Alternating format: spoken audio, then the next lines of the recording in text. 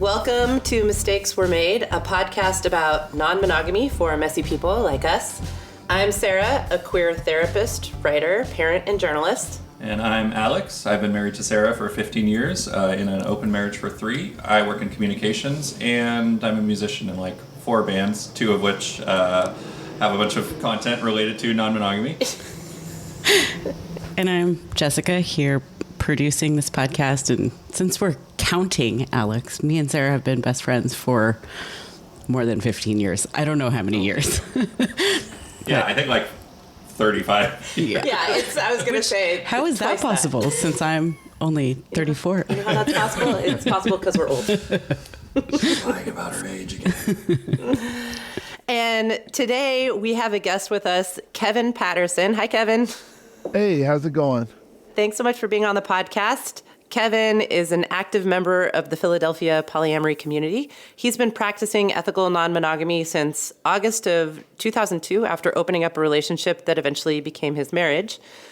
In April of 2015, Kevin was inspired to start Poly Role Models, an interview series for people describing their experiences with polyamory. Poly Role Models is part of a drive and a desire to change the way our lives and communities are viewed. It's currently the most diverse and inclusive platform for polyamory available. To continue the discussion of polyamorous representation, Kevin has extended the blog's work into nationwide speaking engagements about how race and polyamory intersect. This has led to the writing of the book Love's Not Colorblind: Race and Representation in Polyamorous and Other Alternative Communities. Along with co-writer Alana Phelan, Kevin launched a sci-fi novel series for hire. The series is called For Hire. The series centers characters of color as well as other marginalized identities. Kevin, thanks so much for being here. What did I not get to in that bio? Wow, it sounds awesome when you read it. It really does. You're doing a lot. This is great. Yeah, boy. Sometimes I forget. Thanks for making the time in that very busy schedule. Oh, yeah. I appreciate you having me on. So, Kevin, part of the shtick on our podcast is kind of trying to talk about things personally. So can we ask you about some of your sort of personal relationship landscape? I think Sarah mentioned in the bio that you're married. What does the rest of your relationship constellation kind of look like right now? Well, as you said, I'm married. I've got basically a small set of local partners who I'm sort of like very invested in their lives. They're very invested and involved in my life. And then, a series of like more casual engagements, comments, and so on, long distance partners. Yeah, that sounds nice. Yeah, it does. And I also was noticing here that you've been ethically non-monogamous since 2002. So yeah. It's been a ride. I bet it has. Wow, before it was cool. But I was going to say, way to get on board early. And I also noticed, as long as we're talking about date pegs and anniversaries, that on your Instagram you mentioned that Love's Not Colorblind turned 5 this month. Yeah. It's and I just sort of forgot about it. I was looking through like my Facebook memories, and it wasn't so much that I saw Love's Not Colorblind. I saw that I was in Tucson, Arizona, at a wedding of a pair of partners who I had helped introduce, and then like they asked me to be out there for their weddings. Like I had never actually met them before. Oh wow! Before like flying to Tucson for their wedding. Oh wow! Like, yeah, and I was like, oh wow, these wedding photos. Oh wait, Love's Not Colorblind was that weekend. Oh my gosh! Okay, wow, eventful weekend. In Tucson 5 years ago. Congratulations on having a book that's 5 years old and has had a really, I think, profound impact on the way we think about race and non-monogamy. I'm glad.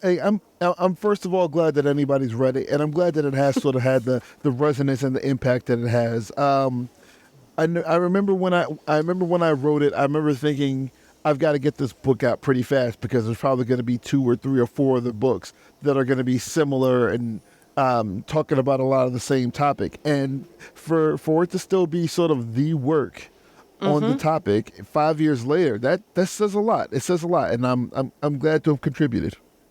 Yeah, no kidding. It really does say a lot. Yeah, I kind of lurk on the polyamory, non-monogamy Reddit threads. And I don't know if you've been following this, but in the last few weeks, there's been a bunch of blow up kind of about race and inclusion in those kind of online communities. And your book has been referenced just like over and over again as kind of like, oh, wow. you know, I'm gonna you'll need to go out. read this basically. Yeah, there's like, if you look at the kind of the top threads right now, or the top posts on the polyamory thread right now, there's a lot of people talking about it, and it's definitely, it gets a lot of nods as like the thing that you need to go read to like sort of get yourself right around inclusion, especially around race.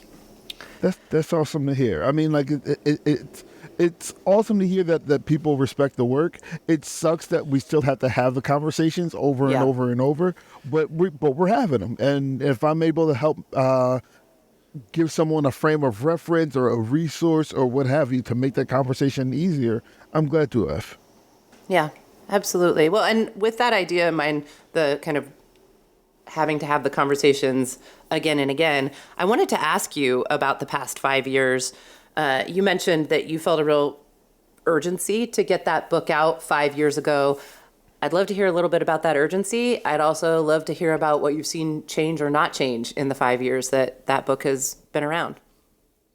Well, I mean, all right. So I'm gonna sort of angle the conversation a little bit by saying, whenever I talk about race and polyamory, whenever I would go around, when I'd go around the country talking about race and polyamory, I'd always get the validation of head nods from other black folks, from other people of color who I'd say like, hey, this is a thing that happened to me. And there'd always be someone else who could say, well, let me tell you about a similar thing that happened to me. Or, let me explain something, let me explain my own personal experience. So for me, the conversation about race and polyamory wasn't just my conversation. It wasn't something that I came up with off the top of my head.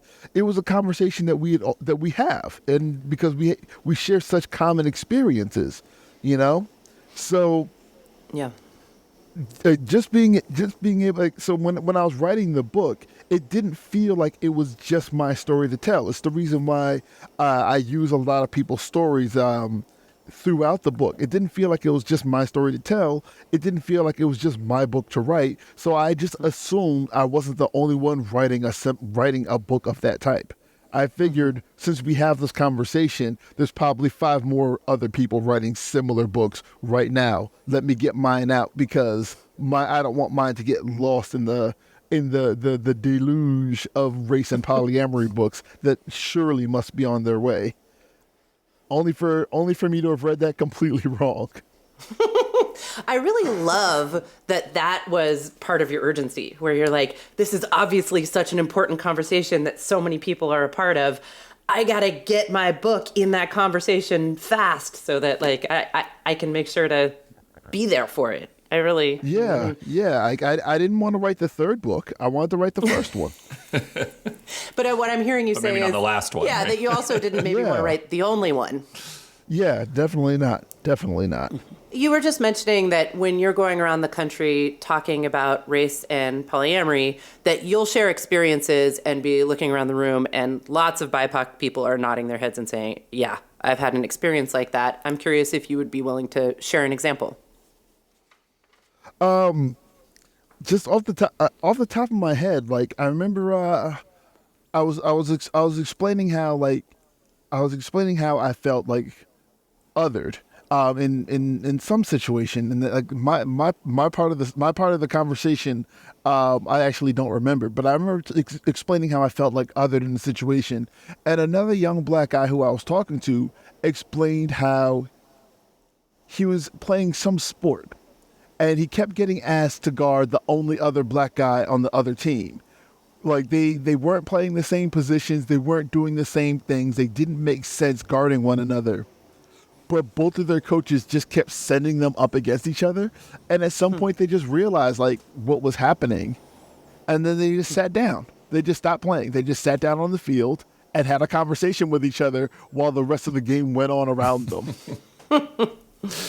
That's wild. That makes me think. I was talking to Sarah about the book and kind of the realization that I think a lot of the content in it could be applied to the intersection of race and almost any other kind of subculture or community that isn't race-based. So I'm a little bit, I guess you're your allegory there kind of made me think of that. So I'm curious, like, what are some of the things that you feel like are kind of unique ways that race and representation show up in polyamory as opposed to like other communities, or other, like, whether it be like a hobby sport or whatever you're just talking about?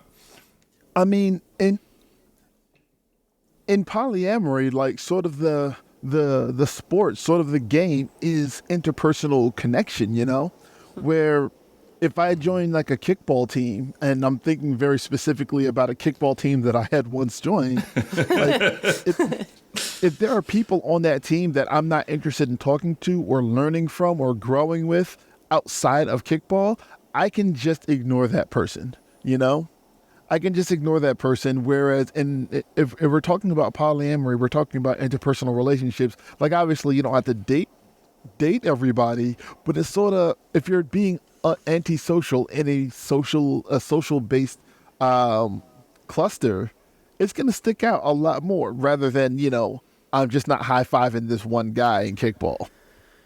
Right. So like the stakes are a little higher. Yeah. Or a lot higher, maybe. And like the desire, like social currency as social capital as a currency is a lot more freely spent in a polyamory community versus like some other sort of something else where you might be a little more disengaged from the people around you. Yeah, I really appreciate that framing, that social capital being spent really freely in non-monogamy. And there's like a couple of different lenses on that. One is what you're describing is just interpersonal curiosity, interest, like, and interpersonal skills. And the other can also be, I think, more imposed by existing hierarchies of how we see people as being like more powerful or more valuable. And that idea is one of the things that inspired this sort of informal series about existing inequities and how non-monogamy can exacerbate them.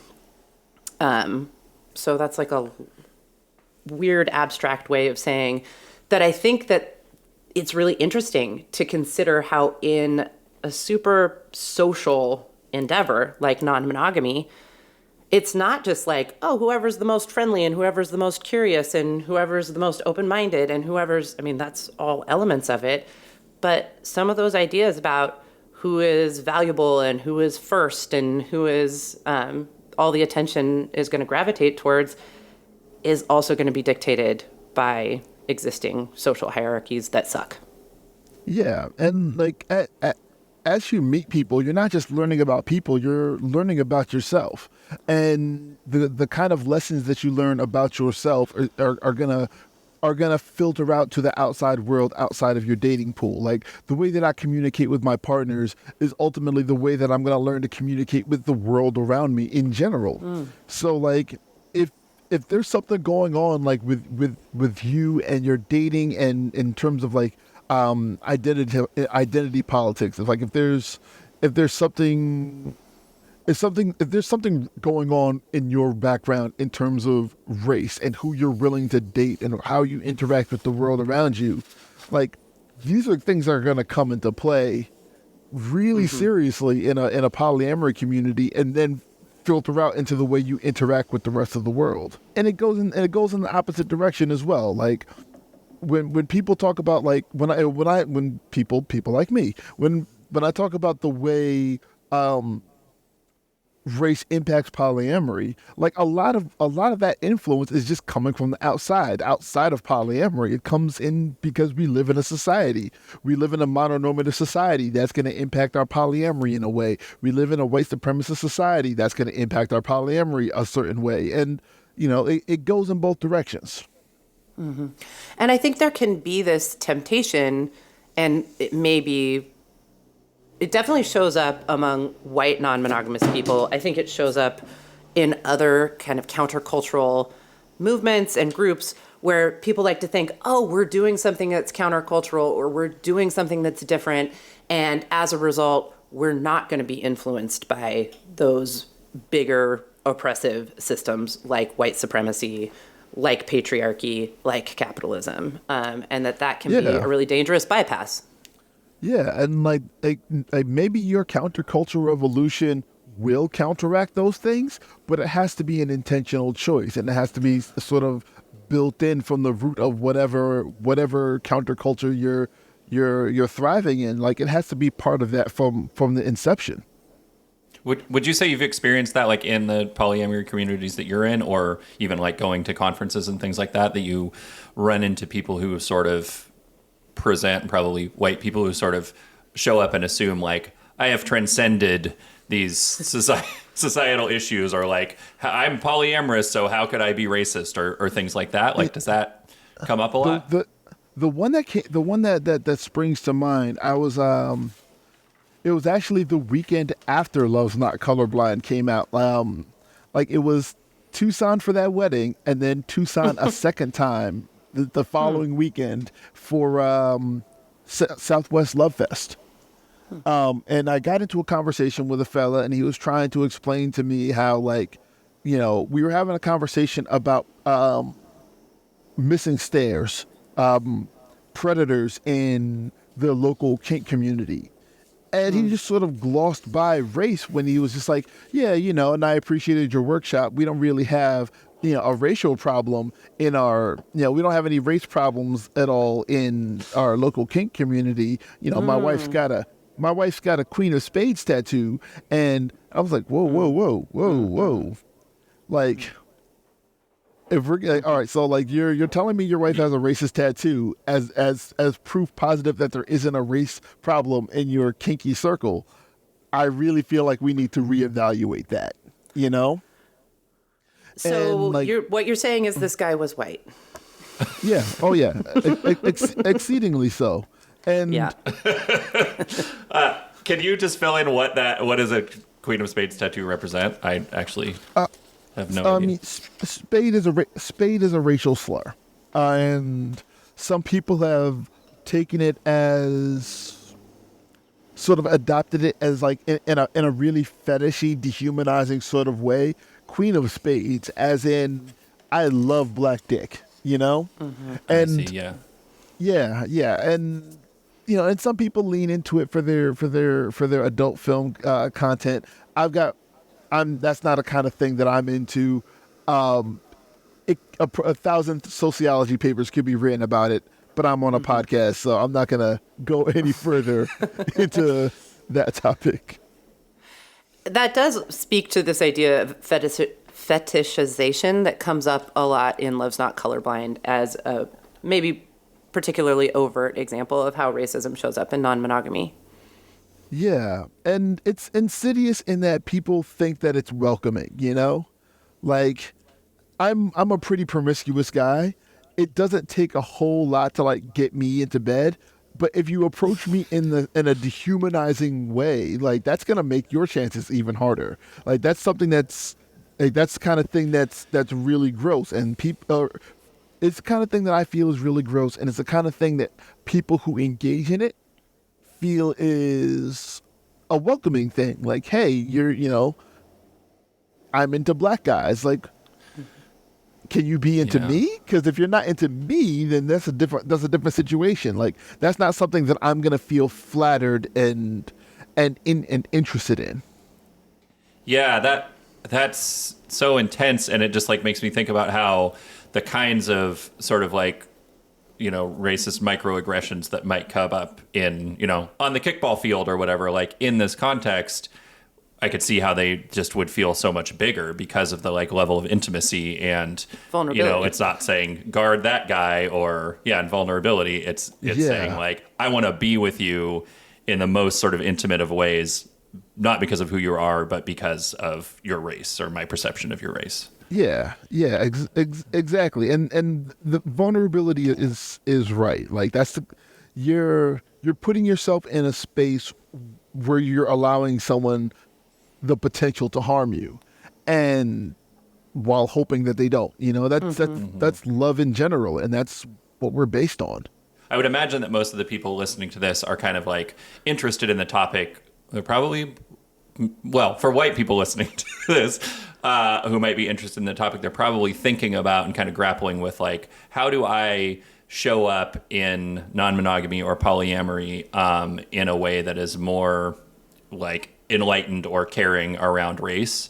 So I'm curious, like, what kind of advice do you have for, I guess one example would be there are probably a lot of white people who have become non-monogamous, and it's opened the door to them dating people of other races for the first time.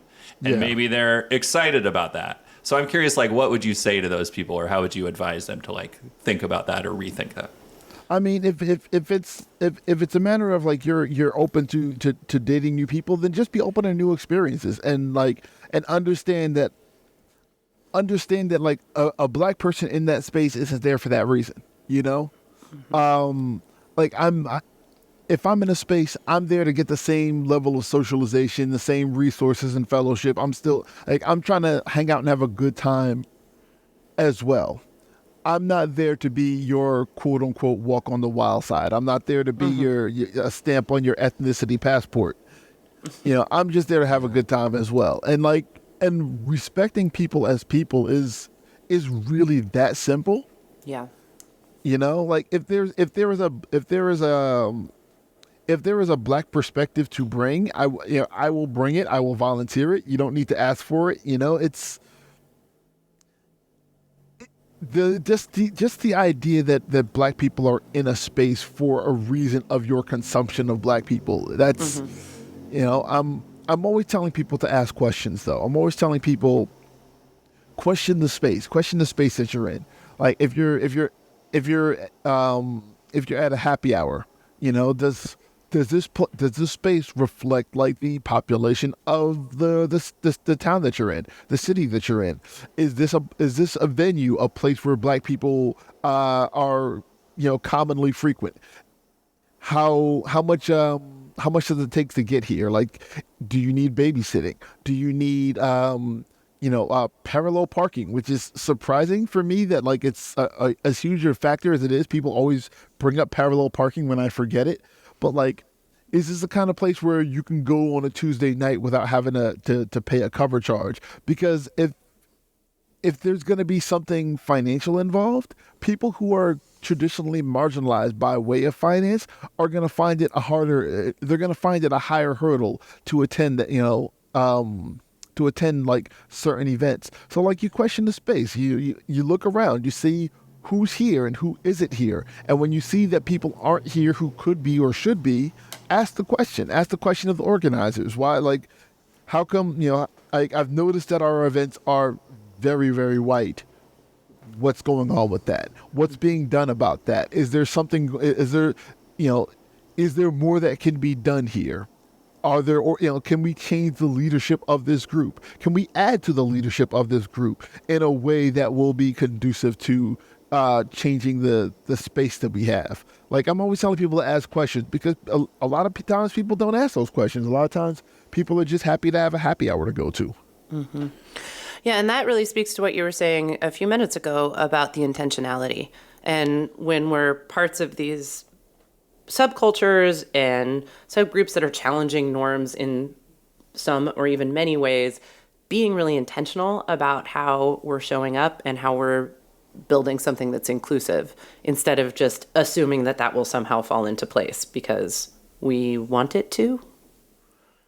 Yeah, and that's just not enough. The grass grows where you water it. Mm-hmm. Yeah. I was noticing in your bio, there's also this piece about poly role models. And since we're talking about representation, I'd love for you to talk a little bit about that part of your work and kind of what you mean when you say poly role models. So I'm going to start by saying I actually haven't updated poly role models in a couple of years. I had suffered some pretty severe burnout that where I ended up having to put the blog on the back burner. Mm-hmm. But the concept and like the it's still there. It still exists on Tumblr. You can actually go through and scroll through it. But the concept was I want to show polyamory in a way that polyamory actually looks. Like a lot of the representation that we get is from people outside of polyamory communities, and it's more about scandal and titillation and everything like that. So I just wanted to ask people, like, tell me about your polyamory. Tell me what you're good at. Like, tell me what you feel like you're good at. Tell me what you feel like you're bad at. Tell me how you rebound from the things that you think you're bad at. And like, tell me what self-identities are important to you and how those impact your polyamory. So like, someone might say like, I'm black and I'm polyamorous. This is how those things impact each other. Or I'm a mom, or I'm sober, or I'm a nudist, or just something like that. And people would explain what parts of themselves are important and how their polyamory relates to it. So just having that allowed a lot of people to sort of see themselves in polyamory. And I think, like, while I think the self-identities question was the most important one on there, equally important is, or almost as important, was how do you rebound from the things you do poorly? Because we live in such a mononormative culture that anytime anyone has some non-monogamy that goes awry, people are like, see, that kind of thing never works. Mr. 8 girlfriends in 5 years is like, hey, that non-monogamy thing never works. So I wanted to show people, like, it doesn't have to be perfect. You can struggle with something. You can struggle with something, and then you can still learn to get better at that thing. You can make a mistake and then learn how to never make that mistake again. It doesn't have to be perfect to be successful and fulfilling. And I just wanted to show that and show all the different kinds of faces that could come in. Yeah, and it sounds like it's like an opportunity to learn more things about yourself and explore, vulnerably making mistakes, maybe on a sort of like a faster timeline, maybe because you're having more relationships. Yeah, in theory. Like one of my favorite interactions on Poly Role Models was, like, 1 month a young woman had written in and said, I'm bisexual, and a lot of people think that me being bisexual and polyamorous means that I'm greedy, or I'm confused, or I just want to sleep with all the people. And and she explained how her polyamorous life was about navigating around that particular stigma. And then, like, a month later, someone else wrote in and said, I'm a young bisexual woman. I am greedy. I am confused. I do want to sleep with all the people. And my polyamory is, like, navigating directly into that stigma. And I'm like, you know what? Both of them are valid. And I'm glad, someone on either side of that aisle could find some validation in the pulse of those two. And this idea that there is space for lots and lots of things to be true when it comes to how our identities intersect and show up in non-monogamy. Yeah. So a thing can be two things. Yeah. So I want to go on a tiny little journey to use that as a segue to ask you about masculinity. I think you're the first male guest that we've had on this podcast. We've had quite a few. And so I think in the same way that white people can show up in, any kind of space and just assume that we're sort of like the default, right? We don't have to talk about who we are or like what we're bringing to the table in any specific way, because it's kind of considered, we're allowed for it to be considered the kind of neutral. Yeah. Maybe the same thing is kind of true for men. That we can just be like, we don't have any sort of unique experience that we have to talk about or represent or explore. We just get to kind of be like, yeah, I'm a man, Yeah. So I'm just curious to hear like your sort of reflections on that. And if non-monogamy has helped you to understand your own kind of masculinity in new or different ways.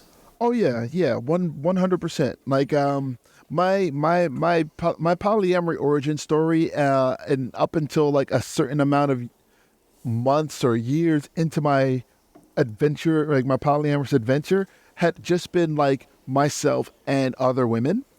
Mm-hmm. And at some point, my wife was like, there's a guy that I want to go see, and like I didn't want to tell her, no, don't do that, because how would that be fair?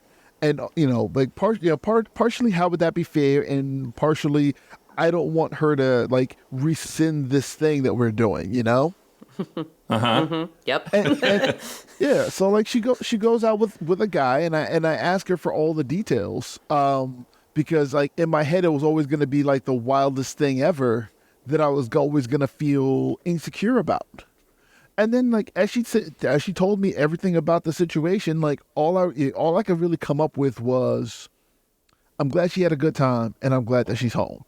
Like, I was sitting here expecting to like flip over tables and punch holes in walls and be angry and upset, or turned on or something, or just I was expecting such a major reaction, and all I could come up with was, I'm glad she had a good time.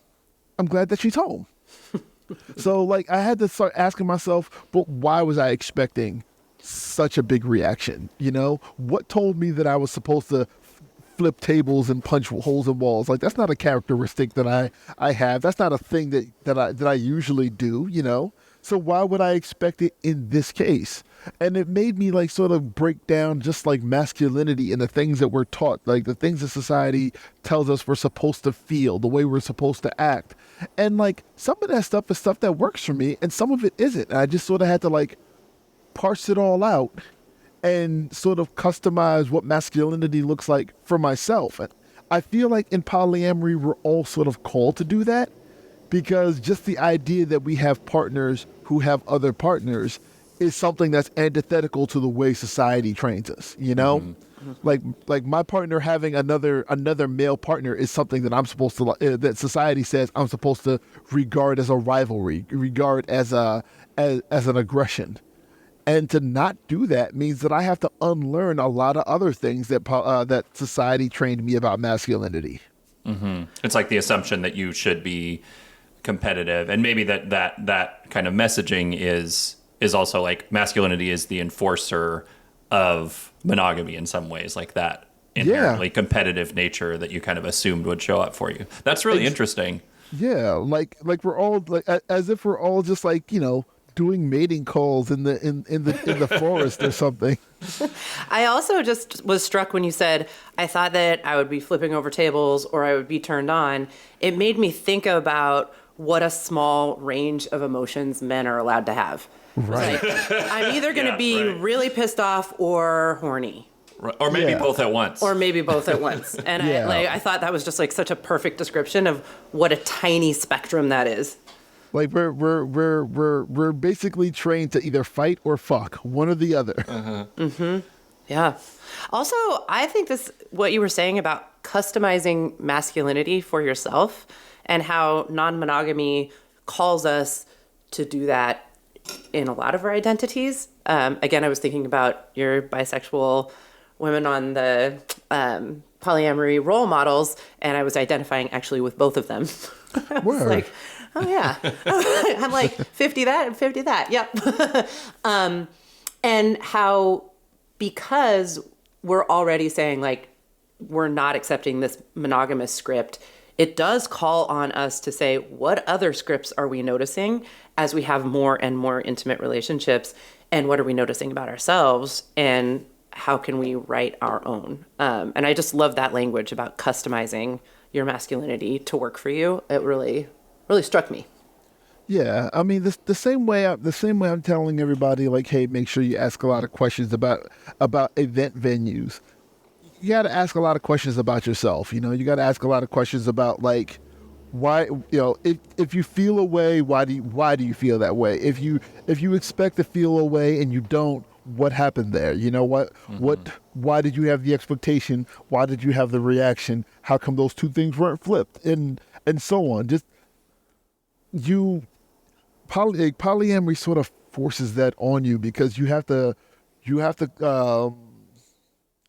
confront so many different assumptions because you're off the path of what like a standard relationship is supposed to look like. The modeling that you might get from your parents or sitcoms, pop culture, Disney movies. You have to like examine that, because that's a thing that you've been fed, and maybe you regurgitated it or maybe you didn't, but both of those things have a reason. Both of those things deserve examination.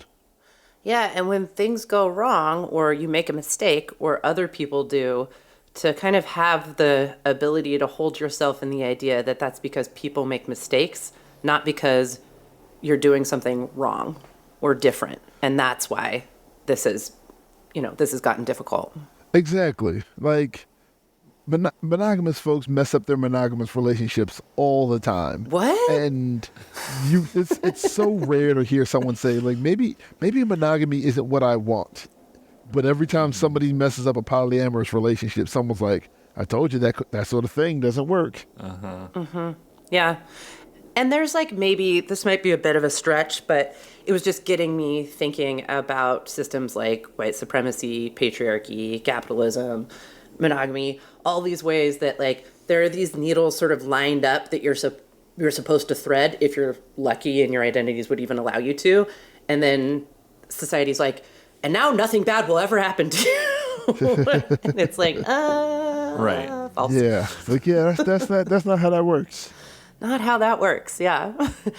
I had another question about representation, but I didn't want to jump in too fast on the masculinity. No, yeah, I Tangent. think that I really appreciate what you said, Kevin. I think it's interesting to think about how, I mean, the way that shows up for me is, I guess I had some of these same assumptions going in, like having the person that I love and am married to, like dating other people. But like a lot of it shows up for me around more this like sense of perfectionism. And I think that's definitely like maybe both a white thing and a man thing, or like a white man thing that like we feel like because we're moving through the world and like kind of getting away with doing whatever and not being questioned very much, that we assume like we need to do everything perfectly, and if we are ever questioned or we ever make a mistake, then that's like tragically bad. Yeah. And we're just trying to avoid that at all costs, kind of. And real talk, like the handful of times that I've been called out or called in, because I had done or said something problematic. The thing that really saved me in those instances was that I actually took a breath before I reacted defensively. Because like in a lot of cases, especially like as a man who dates primarily non-men, I realized that like there's sort of a social capital. There's a power dynamic involved there, and as difficult as it is for me to hear that I might have said something harmful or done something harmful, it's probably harder for them to bring it to me. It's probably harder for them to have that conversation with me. And if I react in a way that sort of dismisses the concern and or the person bringing me the concern, that causes more problems than just listening. It causes more problems than just listening to understand instead of listening to debate. Yeah, and that instinct to try to escape your discomfort, that of having potentially made a mistake is you really have to fight that instinct, right? Yeah, and I realize that I've learned a lot more and I've maintained better relationships by listening to people's concerns rather than acting defensively about it. And like, even if we end up having a conversation where we don't end up on the same page, like at least we understand where the other person is coming from. At least we understand it a little bit better so that we can like move forward without having further conflicts. Yeah. But every time I act like defensively, it blows up into something worse. Yeah, I think that maps perfectly to what was going on the subreddits or on polyamory, that people of color were kind of saying, like, I'm not finding this to be an inclusive space, or like, this people are making these kind of problematic comments. And then a lot of people responded with a thing that I think you talk about in the book of drawing false equivalencies between like the experience of being treated poorly or maybe even in a prejudicial way and being, on the receiving end of systemic racism. And how you can't draw parallels between those two things. Would you mind like just saying a little bit more about that? Because I don't know if I really explained it super well. I explained that like when it comes to like systemic oppression versus like like bigotry and systemic oppression, they sort of sound the same in terms of functionally they might be the same, but systemic oppression cuts off access. It cuts off resources. Like if it's the difference between you yelling at your boss, "F you, you're fired," and your boss yelling at you, "F you, you're fired." Yeah, those are the same things yelled at the same volume, but in the power dynamic, one of you has a job and one of you doesn't. And in both situations, it's the same person. So like, I understand the analogy that I end up using in Love's Not Colorblind is, if me and my friend both accidentally kick the edge of our shower, they stub their toe, I break my foot. Our lives are very differently impacted, and trying to draw it together to make it like, oh well, we both just hurt our feet. Why you have such a serious issue when I don't? Like, this is a false equivalency. These aren't the same. These aren't the same things. And systemic oppression and bigotry, unless you're examining the power dynamic involved, they're not going to be the same. Like. I'm not a guy who commonly makes a lot of like white people jokes, but if I do, it's not going to impact anybody's jobs. It's not going to be like, it's not top down. Like white men are disproportionately represented in like every growth opportunity that America has to offer. And as a result, like the power dynamics only move in one direction, if that makes sense. Yeah, it does. It's so interesting because now there's like a lot of, this is kind of a tangent, but there's a lot of hand wringing right now about like the lack of opportunities for men, or like, men of a younger generation, like not succeeding in the same ways that they had historically, and probably specifically white men. And then sort of, I guess the unspoken thing is like more representation and intentional creation of spaces or opportunities for women and people of color is the cause. I just think that's so, I mean, it's pretty insidious, but not surprising, I guess. Yeah. I mean, if just looking at like a list of our United States presidents, like there's a pretty long, consistent string of white guys on that list. Right. Yes, to say the least. And then you got a brown guy, a black guy. Mm-hmm. Like there's, if the next 40 presidents look the same as the first 40 presidents, I don't think that's going to happen. Like I think we're going to see like there's going to be more than just the one brown guy. Mm-hmm. In the next 40 presidents versus the first 40. And if you were hoping to go 40 for 40 and your personal identity is based on going 40 for 40, that's going to be the problem that you have. Yeah, absolutely. And I think like hearing the two of you talk about this, partly there's a distinction between like hurt feelings and existential threats. Mm-hmm. And I think like, as a white woman, I think also white women, white feminists, we can struggle with making those distinctions too. When are our feelings hurt, or when do we feel defensive, or when does something feel scary and new, versus when is something an actual existential threat? And that difference really matters. That scale matters, and it can get jumbled. Yeah, that's and you're experiencing both things. Like you're experiencing the privilege of being white and the lack of privilege of being a woman. So, exactly. Yeah. Huh. All right. Yeah. Yeah. So I mean, I guess it's probably a good idea to circle that back to polyamory and non-monogamy, and like think about that. There's just that question there of like, okay, we're kind of recreating the rules, or we're like breaking a lot of the norms and rules that have been there, and kind of like, transgressing in one way, and hopefully becoming more free in doing that. But then, can we actually do that in a way that doesn't perpetuate a bunch of the same things that are happening, in those traditional structures? That's what I'm always saying. You got to ask the questions. You got to ask the questions of the space, because a lot of times, like the disparity in treatment, the disparity in access and visibility in these spaces, a lot of times it's not malicious, it's not intentional, but the changing of it just has to be intentional. Yeah. It's interesting. I'm hearing definitely you talking about this intentionality and building it into the subculture, into non-monogamy, and into these communities. The other thing I'm hearing you say a lot, Kevin, is about being curious and open to learning, and really centering that as part of your experience as a non-monogamous person. That we're having multiple intimate interpersonal relationships, I would think, because we want to learn from lots of people.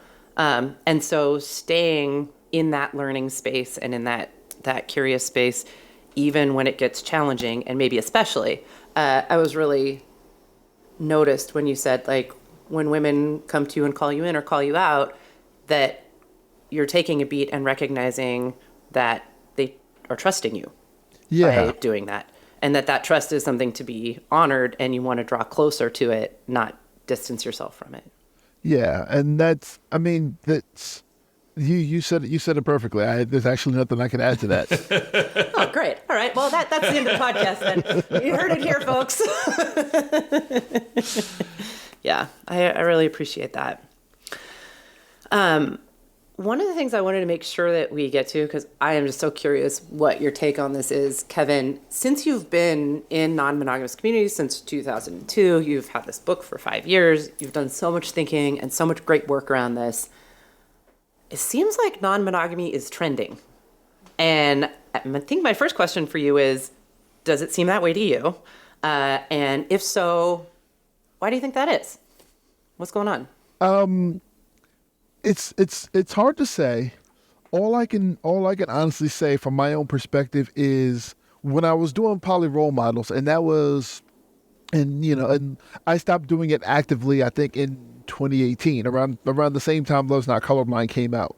But when I was running it as a really active blog, I get I had all the notifications turned on my phone every time somebody new started following the blog, and I got really into the names. People had really cute names, and I'd look at other people's Tumblr pages, and more often than not, they were people in between the ages of 15 and 19. Sometimes even younger than that. Interesting. Okay. And these were folks who I didn't believe had the space or the capacity to have actual polyamorous relationships, in junior high and high school. I didn't think they were doing that, but just the idea that they were open to it. They're having the conversations. We've got the internet. You don't have to actually go out and be in a relationship to actually have the discussion, to be a part of a community, to learn before you try.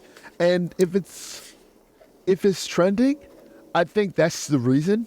The same reason every identity is trending, because finally we're not huddled in corners. We're on the internet having real conversations. We're meeting together at conferences, and we're writing books and speaking about them all over the country. We're not, we're sort of at critical mass, and I feel like that's identity across the board right now.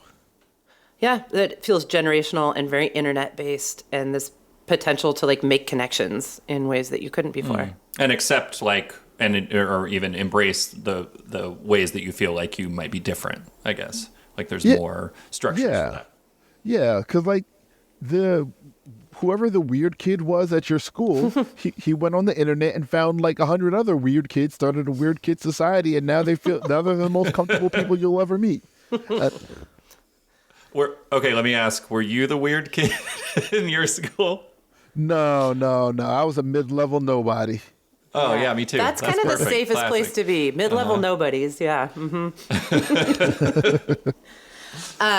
So there's 3 other questions I had. We probably don't have time before 11, so I was thinking I might throw them out and see which one Kevin picks up. Wow. Okay, you're going to ask 3 questions rapid fire really concisely. Let's hear it. One is I'm really curious to talk further about representation of non-monogamous communities. I think they are often represented as rich and white when they're represented at all. And I was curious to have you reflect on that. I also am interested, I know you have kids and your book was dedicated to them, and so do Alex and I. And I was curious how you talk to them about non-monogamy, since we were talking about weirdo kids. And then, of course, our classic mistakes were made question, which is, what's a mistake you made you'd be willing to share with our audience? All right, I'm gonna go with the two question, just because I've been thinking a lot about my kids just in general. Cool. So when I a second ago when I was talking about like the youth of Tumblr, who would find my blog, right now like my kids are sort of doing that on their own with TikTok, where they're learning a lot about like the world around them just based on like other people's content, and they'll show it to me, and I don't understand any of it because I'm a man in my 40s, but it's an easier conversation for me to have in terms of non-monogamy with my kids, especially since like, you know, I've been non-monogamous for over 20 years. They're under 20 years. You know, my kids are tweens. So like for them, it's been their norm, but we're always age appropriate with them. We're always, you know, we always keep things age appropriate and very honest with them. Like they know who my partners are. They know what our relationship is. For them, it's just like, okay, there's, you know, other adults here, and they can engage with those other adults as they feel like it or decide not to. But like when I was a kid, when I was their age, me being a black kid in like in a mixed ethnicity neighborhood, I was still like one of the, like I was like a diversity marker because there were only like a few black kids in this school. Whereas now, like my kids go to school with like so many black kids and so many queer kids, so many straight kids with queer parents, so many adopted kids. Like the non-monogamy is just another thread in a tapestry, in a quilt there, or another patch on the quilt. Yeah, that's really nice. I mean, that's one of the things that I think about with respect to our kids, and like how they have to carry that with them, you know, outside of our house, not how they understand it necessarily, but how other people understand it, and then like bring it to them. So it's really nice to think about a world where that is kind of, like you said, another patch on the quilt, and something that they don't have to be afraid of being different around, I guess. Yeah. Like you don't have to make a big deal out of it. It can just be, oh, okay, that's something that it's neutral information. That's something new about you. Cool. Yeah. That's it. I love that. Thank you, Kevin. Yeah, thank you. Anything else you want to mention, talk about, reiterate? Any plugs? Any plugs? Yeah. Alana Phelan and I we're actually working to get the third book in the For Hire series out as an audiobook. We're working on the fifth book, or the fourth and fifth books of the For Hire series. So if you want to take a look at those are available on my website, kevinapatterson.com. Dr. Liz Powell and myself, we have classes that we teach. We have a series of classes about polyamory available on our website. It's called unfuckyourpolyamory.com, and it's got a pay-as-you-go or pay what you can option for the full 6 courses. Oh, I love it. We'll be sure and put all of that in the show notes. I love that name. It's such a good title. Thank you. Yeah. Before we go, you want to just tell us a little bit about the For Hire series? I know we touched on it in your bio, but... Yeah. It was weird. Like while I was writing Love's Not Colorblind, I took like a month and a half off to just sketch up a story about like a superhero story, and it turned into a series, like a queer polyamorous superhero series, where like we wanted to sort of subvert some things. We didn't want like we wanted to subvert love triangles. We wanted to sort of recreate a sci-fi universe where a lot of sci-fi universes, they sort of speculate that you're in a world without any kind of systemic oppression, without actually explaining, how you got there, or why the main character is still like a cishet white guy. So like we wanted to do something different with our superhero universe, because Alana and I are both superhero geeks. We've got 3 books out now: Operator, Audition, and Supercell, and the first 2 of those are available as audiobooks as well. Well, Cool. those sound That sounds amazing. amazing. Thank you, Kevin. All Thank right, you. yeah.